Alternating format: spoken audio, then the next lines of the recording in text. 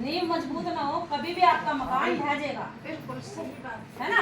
अगर आपकी नींव मजबूत है, इसमें सब चीज अच्छे से लगी हुई है, गारा सीमेंट वगैरह सब चीज, तो आपका मकान सालों साल चलेगा, उसे भूकंप में भी कोई खतरा नहीं है। कोई खतरा तो ऐसे ही हमारा शरीर है, हमारे शरीर की जो मजबूती है, जो नींव है, वो हमारी नस नाड़ियाँ कोशिकाएं हैं। अगर हमारी नस नाड़ी कोशिकाएं स्वस्थ नहीं होगी, बन नहीं रही, खाली बिगड़ ही रही हैं खाना खाने के कारण, तो क्या होगा, एक दिन हमें 10 साल बाद, 5 साल बाद, 2 साल बाद पता लगेगा हम क्यों बीमार हैं। लेकिन तब तक बहुत देर हो चुकी होगी, फिर तो हमें दवाइयों से ही जीना होगा।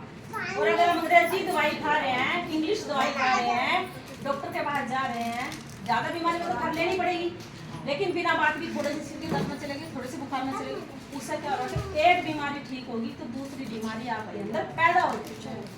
अभी बात करूँ टाइफाइड की, लोगों को टाइफाइड हो रहा है, बुखार हो रहा है बहुत ज़्यादा, तो आप जैसा अंग्रेजी दवाई खा रहे, आपको पता लग रहा होगा कि उसके तो लीवर में इन्फेक्शन हो गया, उसके पेट में इन्फेक्शन हो गया, आंत में इन्फेक्शन हो गया।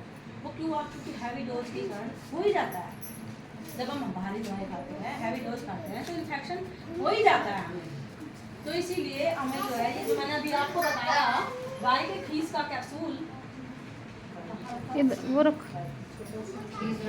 हाँ जी, तो जो कि मैंने अभी आपको बताया, गाय के खीस का कैप्सूल, अगर हम इसे बुखार में खा रहे हैं, अंग्रेजी दवाई भले ही ले आए आप, सरकारी हॉस्पिटल के लिए आओ, बिल्कुल हल्की है, सस्ती, फ्री है, सस्ती का फ्री है, और वो हल्की है, बहुत ज़्यादा भारी नहीं है वो, तो वो ले लो, वो खाओ आप अच्छे से। और उसके साथ 15-20 मिनट बाद, 15-20 मिनट बाद ये गाय के खीस के कैप्सूल, अगर किसी को ज़्यादा बुखार है तो 2 सुबह 2 शाम, और अगर किसी को थोड़ा बुखार है 1 सुबह 1 शाम, और अगर किसी को कुछ भी नहीं है, एक दिन में 1 बार खा लो, तो आप बिल्कुल स्वस्थ रहोगे। बुखार, अंदर की कमजोरी, पसलियों में दर्द, पसलियों में सूजन, ये कफ, मलगम, हर चीज़ में काम करता है, इन्फेक्शन, और जिन बच्चों की लंबाई नहीं बढ़ती, उन बच्चों की लंबाई में भी बहुत रामबाण का काम करता है। जैसे बच्चे बढ़ नहीं रहे, ग्रोथ नहीं हो रही है, क्यों नहीं हो रही ग्रोथ उनकी?